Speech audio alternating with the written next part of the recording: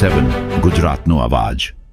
નમસ્કાર દર્શક મિત્રો, i7 ન્યૂઝ ગુજરાતીની સાથે હું છું આપની સાથે પાયલ બામભણિયા। તો જોઈએ આજના મહત્વના સમાચાર।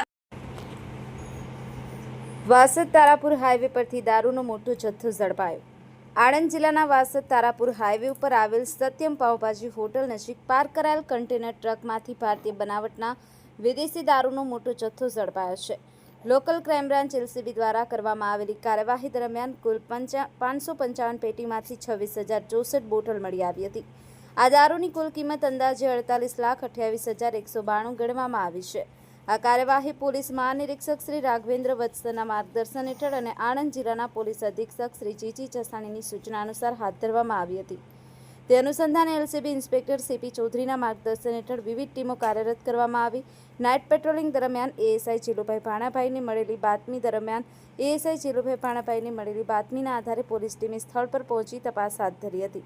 આ મામલે વાસદ પોલીસ સ્ટેશનમાં પ્રોહિબિશન અધિનિયમ હેઠળ ગુનો નોંધવામાં આવ્યો અને આગળની તપાસ ચાલુ છે।